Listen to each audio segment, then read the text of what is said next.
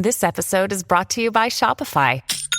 Forget the frustration of picking commerce platforms when you switch your business to Shopify, the global commerce platform that supercharges your selling wherever you sell. With Shopify, you'll harness the same intuitive features, trusted apps, and powerful analytics used by the world's leading brands. Sign up today for your $1 per month trial period at shopify.com/tech, all lowercase. That's shopify.com/tech.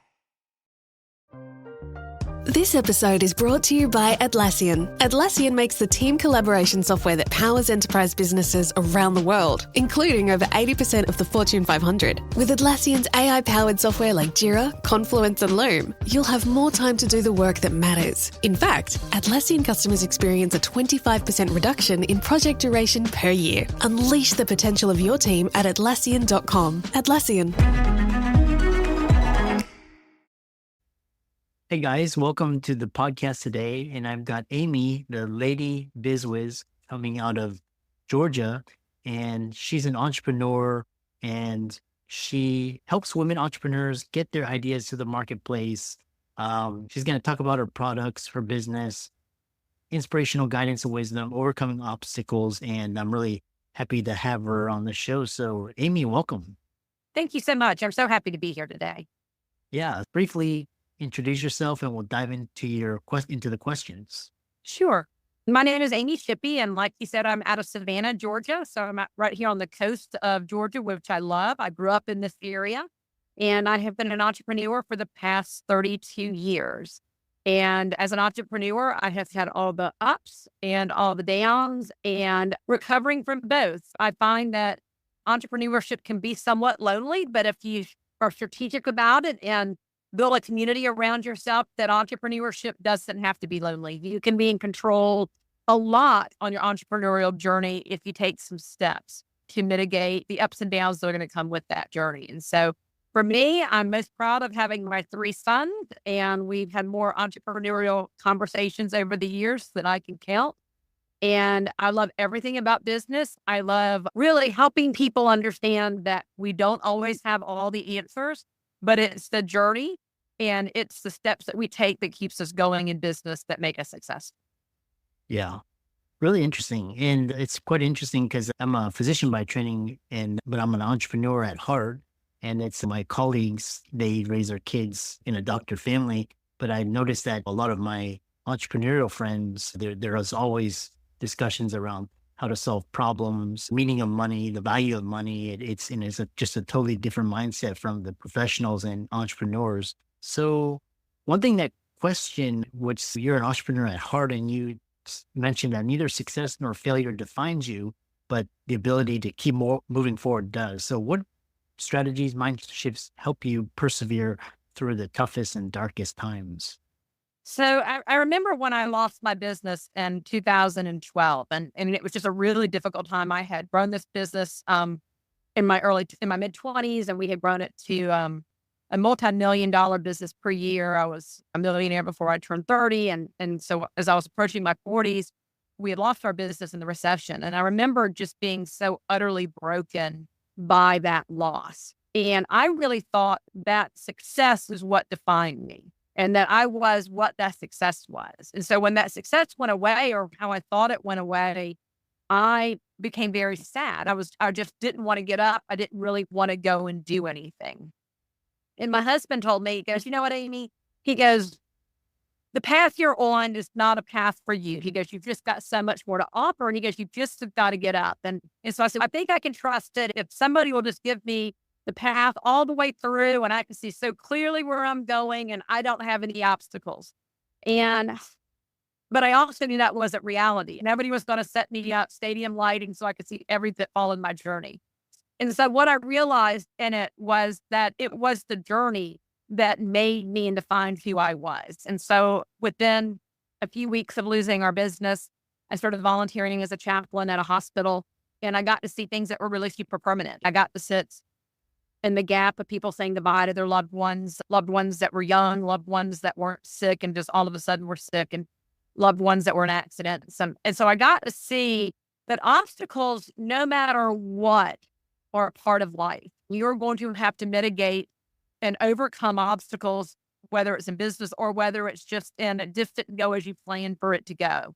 And I think everybody out there can understand that you thought you were going one way and then you got a phone call or something happened and it stopped your forward momentum because it wasn't what you were expecting. It wasn't in your plan and you didn't know what to do with it. And so what I've decided to answer your question is that my path in overcoming obstacles is to set goals and projects that I can quickly achieve. So in business, if I want to get a new product launched, I just start working a pattern. And so I set small, achievable goals. As a doctor, when you do something great or somebody likes what you do, you get a little dopamine drop and it makes you feel super good.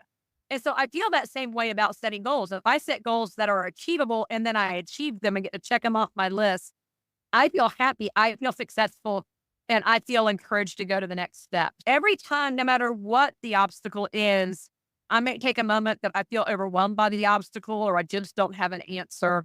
But at the end of the day, I just go back to the beginning, like, okay, how can we walk this path one stepping stone at a time? Yeah. Yeah. And like I said, it's quite interesting.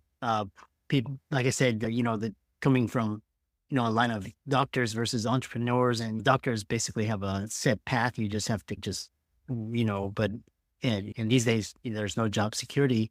Next question I have for you is, we talked about just the more meaningful part. And could you share a moment when you experienced significant failure and how that experience ultimately shaped your future success?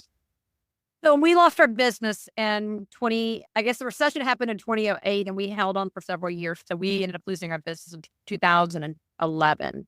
And again, I was just utterly broken. I just did not know what to do. My world had been defined by that the previous 14 years. And it was everything I had poured into, my husband had poured into was that business. And when I started it, my husband and I were dating and we had no children. And through that course of time, we had 3 children. And so life just looked really different. And I just didn't know what to do. I just did not know what the next step for me was. And I got very fortunate that in that time of just really deep sadness for me, I got invited to volunteer at a local hospital around the medicine. And you're right. In medicine, while there's a practice of medicine, there does seem to be protocols that most doctors follow, and you go through your checklist. But as an entrepreneur, you make up your own checklist. And so that checklist can be really anything you want it to be. And in that brokenness, I started volunteering at the hospital. And I was able to see that what I felt was permanent, what loss that I felt was permanent, was not permanent. It was a sadness for me, but I got to see sadnesses that were way more permanent in a hospital. I got to sit with people while they took their loved ones off life support. That's a really no coming back from that. That's a permanent loss. And mine was a business. And so I saw in the 9 months that I did that what made me successful did not die with my business. It still was part of my DNA. It still was part of me. And I was still going, then I could recreate what I had lost in a different realm. And that's what I did. 9 months after losing our business, I started a new business. And I did the same thing. I set small goals that I could achieve rather quickly. And then I started to feel good. And the better I felt about myself, because I started to realize I wasn't this one-hit wonder. Who I was intrinsically did not die. I was able to get myself back doing exactly what I love doing, which is owning a business and growing a business. And not everybody loves that part. Not everybody loves not having all the answers, but I love a great puzzle. And I always think of my business as like a great puzzle. So for me, that is how I dug back in. And I was really thankful that I was able to have so much of a community of people that did not define me by my success and also did not reject me because of losing my business. They supported and loved me no matter what.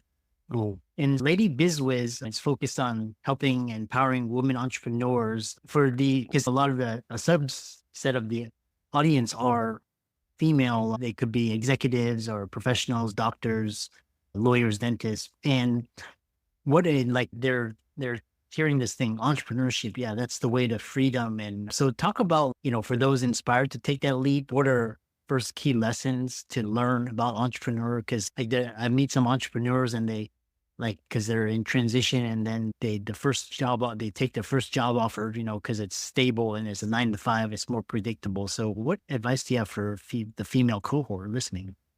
So obviously entrepreneurship is not nearly as predictable as, going and getting a job. However, there is freedom in it. And people, and freedom's very different for everybody. So for me, I'll define what freedom looks like for me. Freedom looks like for me, the ability to schedule my time the way I want to schedule my time. It doesn't mean that I don't work 40 hours a week. I work 40 hours every week, but I control my time better than if I worked for somebody else that would control my time. So that's what freedom and entrepreneurship looks like for me.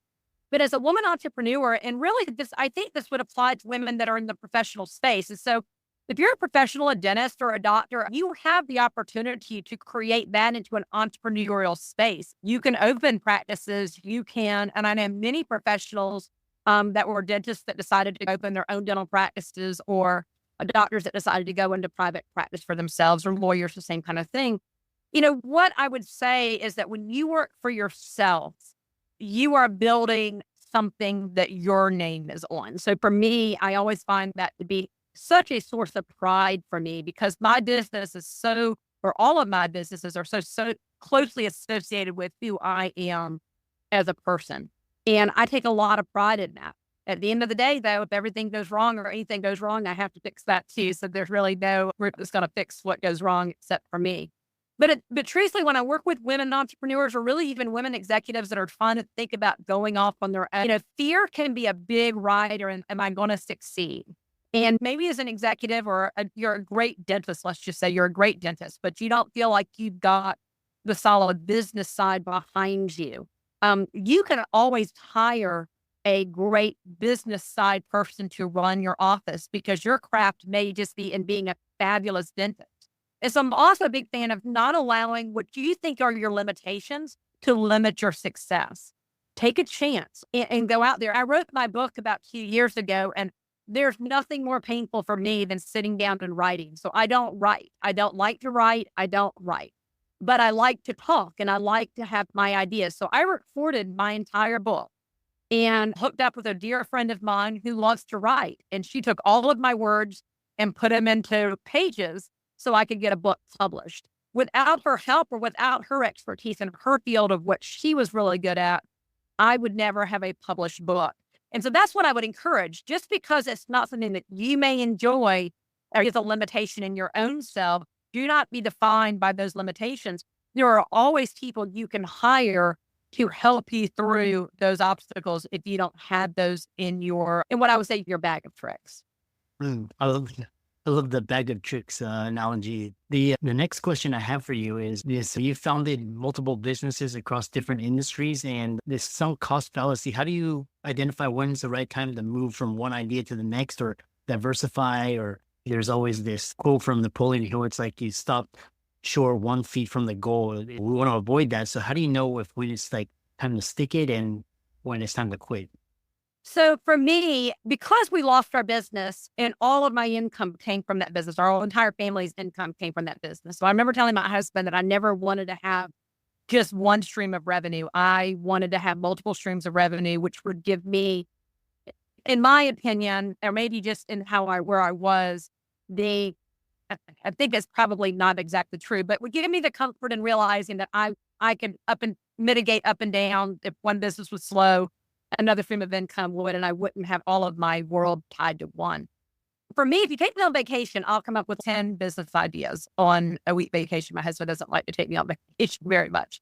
But truthfully, I carry notebooks with me like this. Wherever I go, I've got one in my car, I've got one on my desk. And so when I have an idea, I write it down. And I do my research and I see, is there a way that I can make something special about that or do something different? 99% of them are no. 99% of them never see the light of day. But I also, before I start a new idea, I have to complete or get something to completion that I already had going, because there's no point in having everything just halfway done, because then you have a whole bucket of halfway done.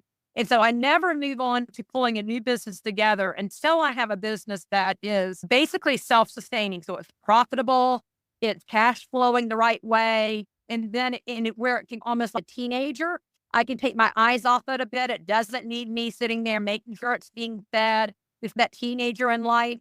And then I can start and have a new baby, because that's what a new business is. It's like a brand new baby. So I like to make sure that anything, when I make the transition, that when I'm already have put my hands to is already cash flowing, it's already profitable. But nothing stops me from having 100 ideas a year. Yeah.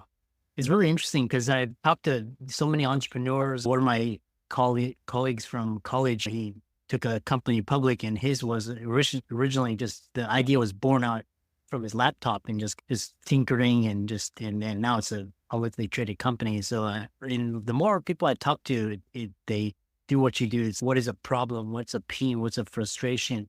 And how can I take this and take it to the marketplace? What's the total addressable market and value? Very fascinating. So I have two more follow-up questions. One is, so many, like, the internet has been such a fabulous, it's been basically empowered people to create their own destinies, and so many digital tools. How do you go about choosing which technology to leverage to grow your business? What are your go-to platforms? What do you think about AI, and what are your professional goals for Lady Biz Wiz in the future? Yeah, so AI, I've addressed that one. That was been a little fascinating for me. So I have a design company, and it has a bunch of SKUs, because it's got 500 SKUs. It's got a ton of SKUs. And I find AI really quite interesting, and I've been able to put it into play. A pain point for me in my design company is writing descriptions and meta tagging photos and things like that to optimize my website. So I've been able to use really AI and grab onto that. So I was able to create a description of a product I like the sound of, and they said that worked, and I hit the button, and all 500 descriptions got updated based on titles in 4 minutes. And that would have taken me hours or thousands of dollars to hire somebody to do that. And I'd uploaded a bunch of new photography, and I found another AI program that was able to go in and meta tag the back end of all of my photos based on the descriptions that I had just written. And I pushed the button, and in, I think, 90 seconds, it had all of my photos meta tagged, which are big pain points for me, because I find that really monotonous, minutia work very frustrating for me. So for AI, the masterclass, for instance, the masterclass I have launching next month for Lady Biz Wiz is a business plan masterclass. And when you complete the class, you will have a completed business plan. And I went into ChatGPT to write the outline for it. So I explained to ChatGPT what I wanted to do and what I wanted to cover, and I pushed the button. And 3 seconds later, it spit. I said I wanted 8 modules. I gave them good prompts. And 8 seconds later, it gave me my entire outline for my masterclass, and I tweaked it and things like that. But it really did a lot of work that would have taken me more time to create on my own. So I'm a big fan to the degree that I use AI in. In my graphic side, you can see I use Adobe Suites, and so Adobe Photoshop and all that. They've now got AI components and all of that. So I can say, I love this building, but I want dolphins going across the front, and I can put that prompt into Photoshop now, and AI will throw dolphins in front of the building. I use it a lot, but I think it's unlimited depending on what you want to do. I don't spend a lot of time in the tech space. Like, I don't have any desire to create a tech company. I don't really spend time in that space, but I think it's really very helpful to put prompts in, and it helps solidify ideas for you. And it'll put it together in a way that maybe you hadn't thought about it. So I'm a fan, but I'm not using it to nearly the scope that it could be used at. So I'm just using it, but it is helping me and saving me time. And so that when I have employees and things like that, they can get on to doing higher functioning or higher level work that I need done. And I can let AI do some of the lower, not less important, but lower things that can get done, and they can get it done fast. And when I redid all my descriptions, it cost me $21. It was the best $21 I spent, because it would have probably cost me about $4,000 to hire somebody to type in and create descriptions for 500 items. Yeah. It's fascinating because, like, pre-COVID, I was like very little AI, and now I'm like 90% AI, and all it's like automation and software. And like, I can get 10x the output for pennies on the dollar. It's a very powerful general purpose infrastructure technology. How can people find out more about you, and they feel empowered, inspired, work with you, and check out your socials, all of that? Yep. So Lady Biz Wiz. So it's LadyBizWiz.com is my website. All of my products, there's an ebook link on there. You can order the paperback version if you want. The masterclass will be jumping up on there as soon as that's done. So all of that kind of links to me. All my socials use the same thing, Lady Biz Wiz on LinkedIn, Lady Biz Wiz on Instagram. And one thing I'm working on this year, so if you're not super great with social media, you can come join my tribe because I am not great at creating content for social media, but working really hard at that across my platforms to share this message. Because at the end of the day, wherever you are on your journey, all you have to do is take one step forward and then you're one step closer to your goal. I love your passion, and let's thank Amy for coming on and really inspiring conversation and, a true entrepreneur. And so thanks so much. Thank you so much for having me. I appreciate it.